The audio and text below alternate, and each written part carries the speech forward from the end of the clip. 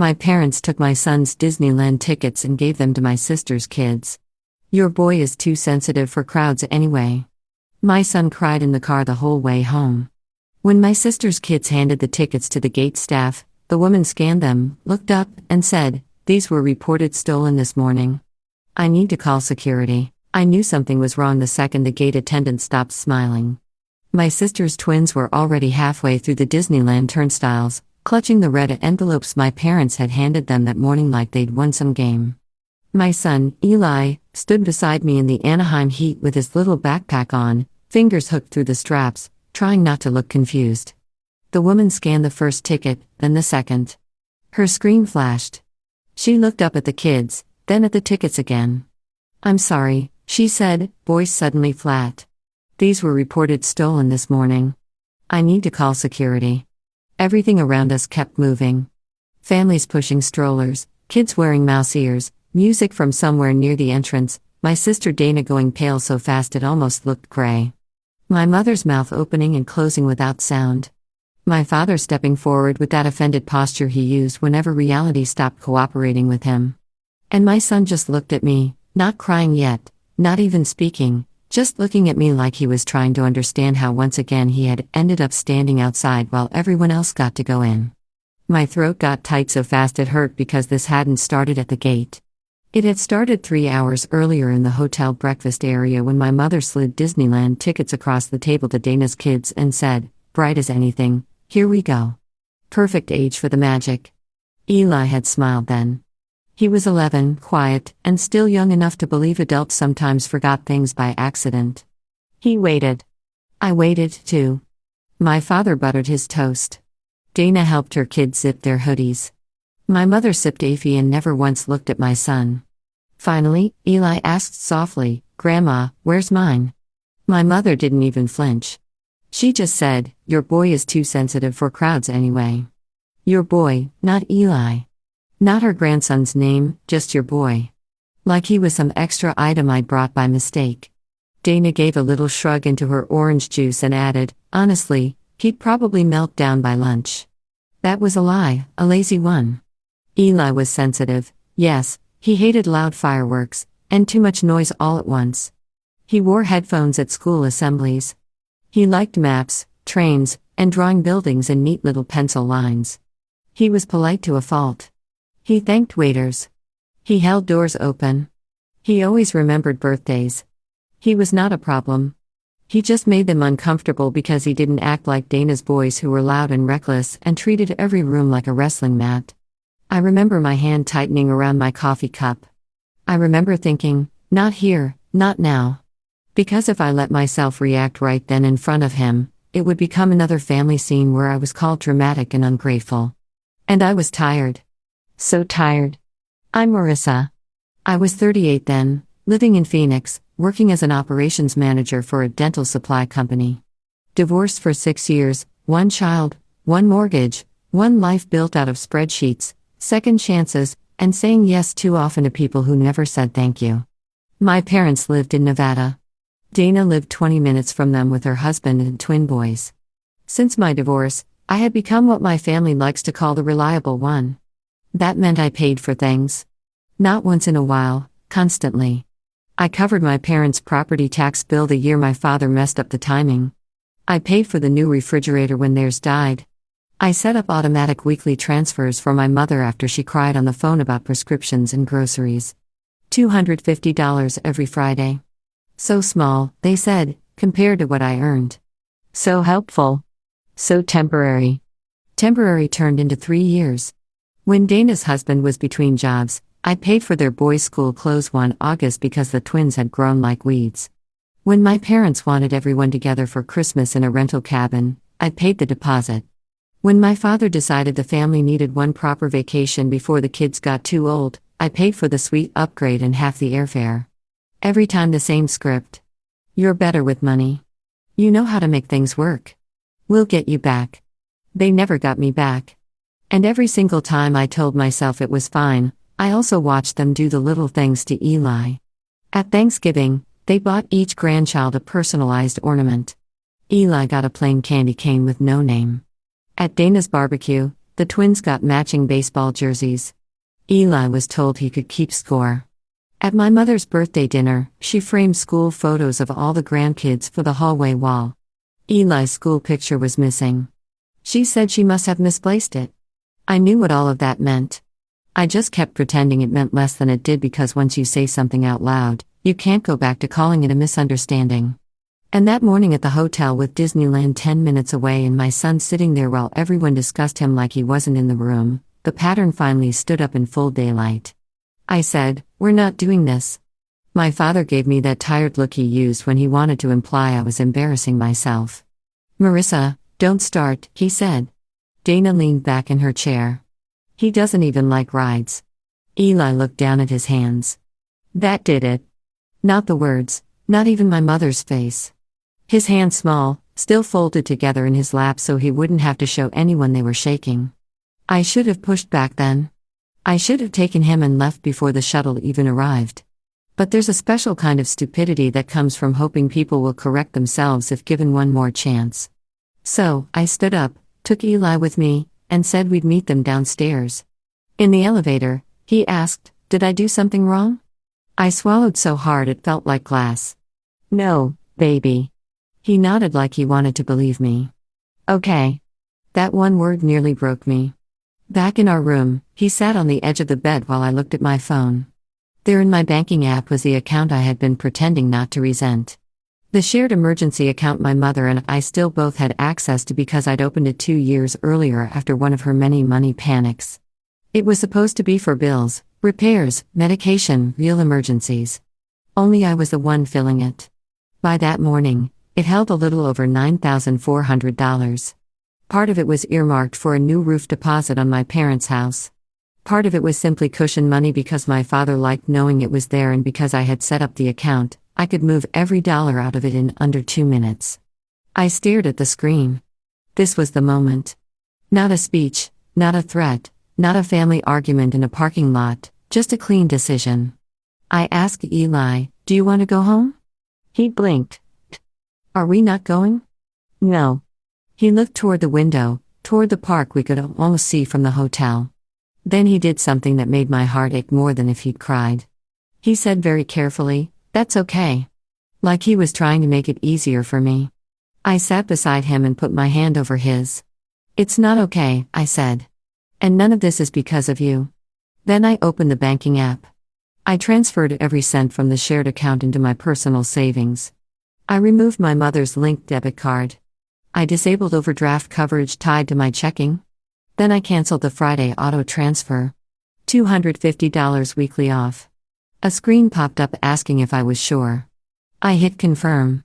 Then I opened the payment portal for the roofing company because yes, I had set that up too. My father had asked me to just put it on your card for now since I had better rewards and he'd settle up later.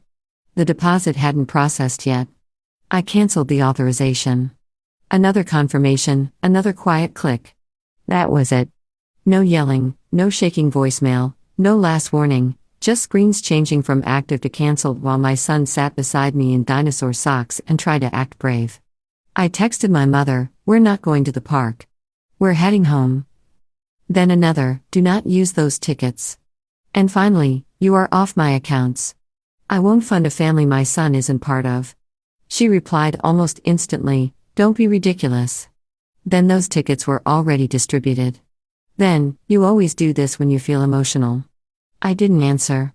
10 minutes later, my father called. Then Dana, then my mother again. I put my phone face down and started packing. Eli helped zip the suitcase. He moved slowly like he was afraid one wrong motion would make the whole day worse when he picked up the Mickey ears I had bought the night before as a surprise for the park. He just held them for a second. I took them gently and tucked them into the side pocket. "We'll keep those," I said. He nodded. On the drive back toward Arizona, he cried. Not loudly, that would have been easier. He just sat in the passenger seat with his face turned to the window and tears slipping down one after another while he tried to stay quiet. I kept one hand on the wheel and the other open on the center console in case he wanted it. About an hour in, he put his hand in mine, and I thought with this terrible clarity, they had done this enough. Enough little cuts, enough exclusions with polite smiles, Enough treating him like a burden while cashing my help like clockwork. Around Barstow, my phone started exploding. Missed calls, texts, voicemails. I pulled into a gas station, mostly to use the restroom and get Eli water.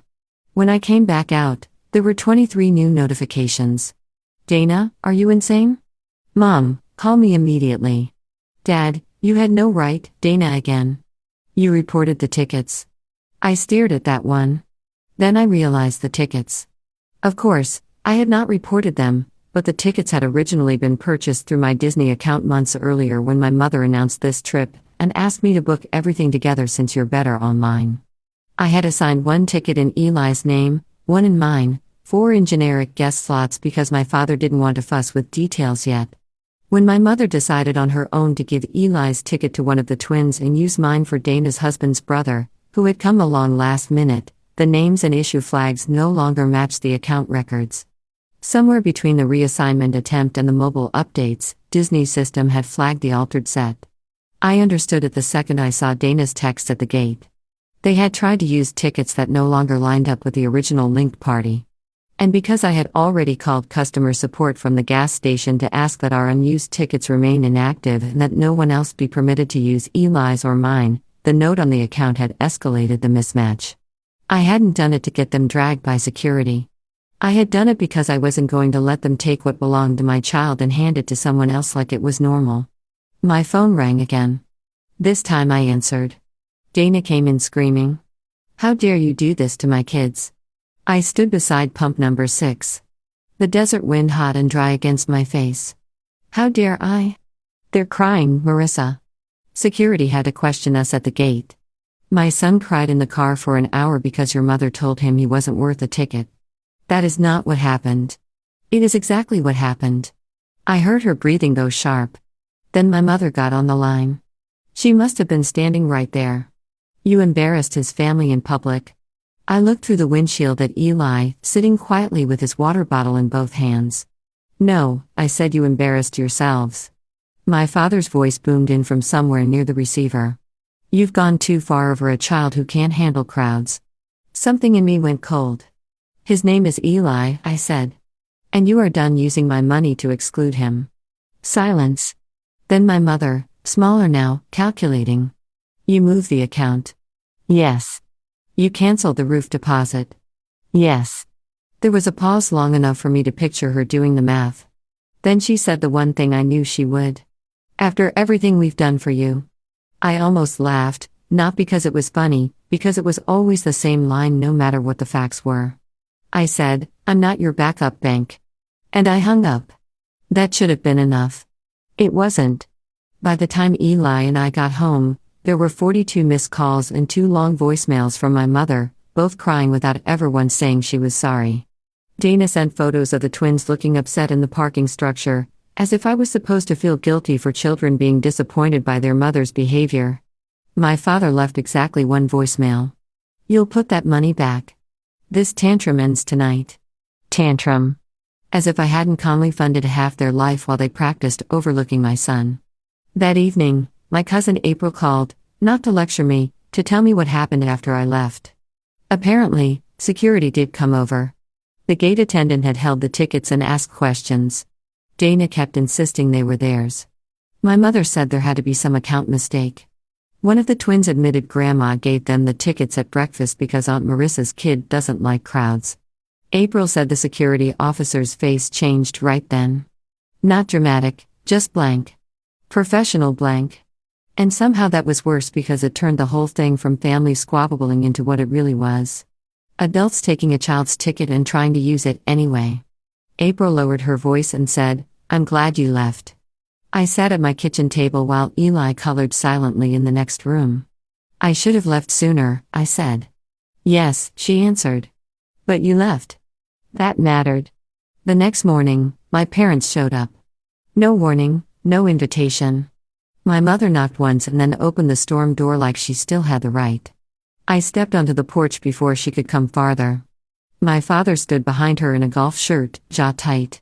Dana was there, too, sunglasses on even though it was cloudy, arms folded across her chest. My mother started in immediately. This has gone on long enough. I said nothing. She tried again. We need to fix the roof payment today or we lose the contractor slot. Still nothing. My father spoke next. You made your point. My point. Not their cruelty. Not Eli, just my point. As if we were discussing a dinner reservation I'd canned out of spite. Dana pulled off her sunglasses. The boys were humiliated. I looked at her and said, okay. That shut her up for exactly 3 seconds. Then came the usual flood. I was bitter, vindictive, divorced too long, overprotective, teaching Eli to be fragile, letting him control the family. I let them talk until my son appeared behind the front curtain. He wasn't trying to ease. He was just there, small and quiet, seeing all of them on the porch and freezing in place. My mother noticed him and softened her face in that fake grandmother way she used for witnesses. Honey, Grandma didn't mean no, I said. She looked back at me. I kept my voice even. You don't get to do that now. Not on my porch. Not without an apology and not while asking for money. My father exhaled hard through his nose. For God's sake. I stepped forward 1 inch, not more. You are off my accounts. The weekly transfers are over. The roof is your problem. Dana's extras are your problem. I won't fund a family my son isn't part of. My mother's eyes filled instantly, but I had seen that movie before. So, you're abandoning us? No, I said I'm stopping. That landed harder than yelling would have because it was true. I wasn't setting fire to anything. I was just removing myself from the machine. Dana muttered, "This is unbelievable." I said, "You took his ticket." She opened her mouth. I didn't let her rewrite it. You took my son's ticket and handed it to your kids while he sat there and listened to Grandma say he didn't deserve to go. There is nothing to discuss until you can say that plainly. No one said it. Not one of them. My father told my mother to come on. Dana shook her head like I was hopeless. My mother lingered a second longer, waiting for me to crack. I didn't. Eventually, they left. I watched their car back out of the driveway, and for the first time in years, I didn't feel guilty. I felt tired, but clean. The fallout kept coming. Texts from aunts asking me to keep peace. A cousin saying my father was under stress. My brother, who never offered money or help but loved opinions, suggested I could have handled it privately. I answered him once. They excluded Eli publicly. Then I blocked him for the weekend. The roofing company called 2 days later to confirm the cancellation was intentional. I said yes. My bank sent final confirmation that the shared account access had been updated. I saved the email in a folder called Closed. My Friday morning arrived without the auto transfer going out. I made coffee and sat there in the quiet, waiting to feel panic. What I felt instead was relief. $250 stayed in my account. Then another Friday, then another. Not enough to change my life overnight, but enough to remind me whose life I was actually responsible for. Mine and Eli's. The hardest part was him. He didn't ask much about Disneyland after that. Once while I was folding laundry, he asked, "Are Grandma and Grandpa mad at me?" I put down a towel and looked right at him. They are mad at me because I said no. He thought about that because of the tickets, because of a lot of things. He nodded and went back to sorting socks. A week later, I found the Mickey ears still tucked in the suitcase pocket. I thought about throwing them away. Instead, I set them on his dresser. That Saturday, I took him to the aquarium in Phoenix. Not because it was equal to Disneyland. It wasn't, but because it was calm and cool and full of dim blue light and slow-moving things he loved. He spent 20 minutes sketching a jellyfish in the gift shop notebook I bought him. At lunch, he smiled. Really smiled for the first time since California. On the drive home, he said this was better. Maybe he meant it. Maybe he was trying to make me feel better again. Either way, I reached over and squeezed his knee. By August, the consequences had settled in. My parents got a cheaper roofing company and complained to anyone who would listen about being left stranded. Dana had to cancel the twins' fall sports trip because my father used that money to cover house repairs. My mother stopped calling every day, then every week, then almost at all. What surprised me was who did keep showing up. April came over with pizza one Friday and told Eli to show her his latest drawings. My Aunt Lorraine, who had never once challenged my mother directly, mailed Eli a postcard from San Diego addressed to him alone.